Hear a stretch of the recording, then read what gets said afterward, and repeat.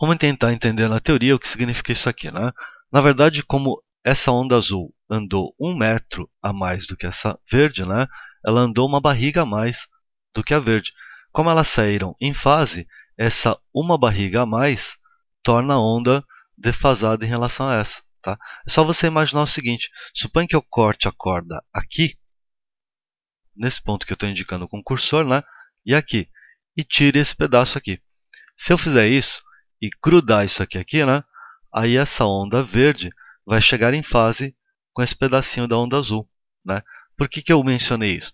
Se eu corto isso aqui, seria equivalente a falar que eu estou voltando para o caso número 1, né? Que seria o ponto médio aqui no encontro, porque a onda A passaria a andar apenas 2 metros e a onda B 2 metros também. Tá? Se elas não andam nada a mais uma em relação à outra, né? Aqui daria 0. Tá? E eu poderia parar o método aí, por quê? 0 já é um número par, não importa por quem você divida. Né? Então, na verdade, o que essa ideia faz, né, é pegar a diferença de distância e ver quantas barrigas cabem nela, né, para você ver se no final uma onda vai chegar em oposição ou em concordância de fase aí. Tá? O interessante é que isso aqui eu expliquei com números bem pequenininhos, né, mas você pode aplicar para questões bem mais complexas. Para a primeira fase, essa explicação bastaria, mas é bom lembrar o seguinte: esse método pode ser adaptado, né? Por exemplo, se você tiver, primeiro, ondas geradas em defasagem, em oposição de fase. Se acontecer isso, como é que seria a ideia? Né?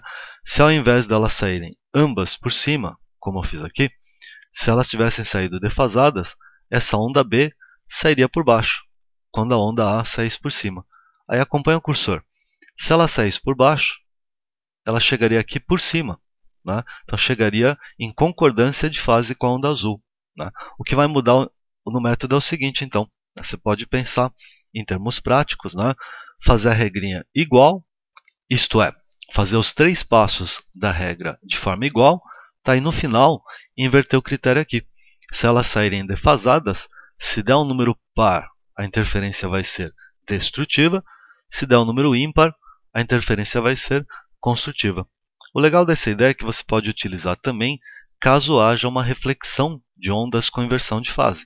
Né? O que eu poderia fazer, por exemplo, é jogar essa onda B aqui para baixo, fazer ela bater no anteparo e vir para o ponto P. Tá?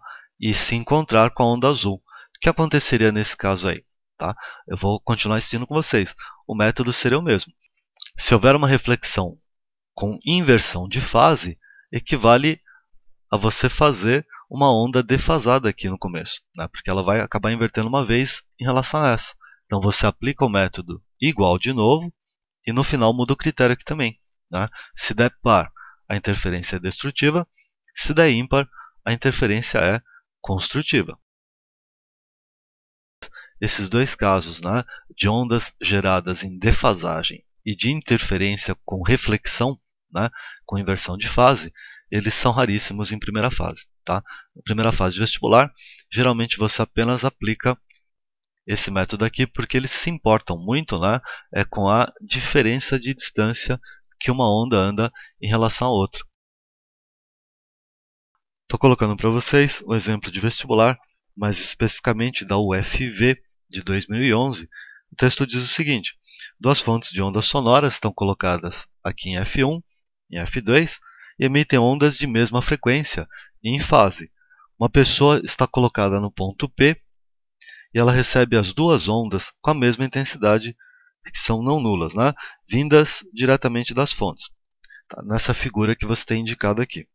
Ele quer saber o maior comprimento de onda em metros, né, que deve ser emitido pelas fontes para que a pessoa não escute o som produzido. Eu vou ter que fazer o contrário. Eu vou começar sabendo que a interferência é destrutiva, porque ele quer que a pessoa não escute, né, os sons aí. Tá? Então, o que vai acontecer é o seguinte: a onda que vem da fonte 1, ela anda essa distância, que também vocês já estão calejados, né? Não precisa fazer Pitágoras, que é o triângulo 3, 4, aqui é 5. Né? Então, a defasagem, perdão, então a diferença de distância seria 5 metros, que são as ondas que vêm do alto-falante número 1, vão andar essa distância, e 3 metros, que são as ondas que vêm do alto-falante 2. Então, 5 menos 3, 2 metros aí. Lembrar o método, né? Primeiro você calcula o quanto que uma onda anda a mais que a outra. Então, a onda que vem do falante 1 andou 2 metros a mais do que essa onda que vem do alto-falante 2. Segunda coisa, você calcula metade do lambda. É claro que aqui vai ficar assim mesmo, porque essa é a nossa pergunta, né? Terceiro e último passo, você divide os dois resultados. Então, você vai dividir 2 por lambda sobre 2. Não vai cancelar esse 2 aí, hein? Isso aqui vai ser igual ao n. Só que aqui você já sabe, né, que é uma interferência destrutiva. Se você sabe que isso aqui é uma interferência destrutiva, você já sabe que esse n é um número ímpar, né? Só que aqui a gente pode ter como ímpares 1, 3, 5, etc. 7, 9, assim por diante. Tá bom? Qual deles que eu vou utilizar? Vamos primeiro multiplicar em cruz, isolar o lambda, né? Que o lambda é que eu quero. Tá? Poderia dividir aqui primeiro. Divisão por fração. Multiplica pelo inverso, né? Da fração de baixo. Isso é igual a n.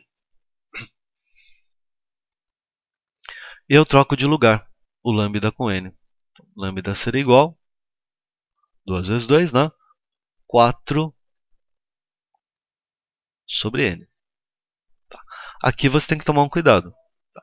A perguntinha deles é qual o maior comprimento de onda aqui, nessa situação. Tá? Para que eu obtenha o maior comprimento de onda, o denominador, que é o n, né, tem que ser o menor possível. Tá? É matemática simples. Logo, o lambda vai ser igual. O menor dos ímpares aí possível seria 1. E a resposta seria 4 metros aí.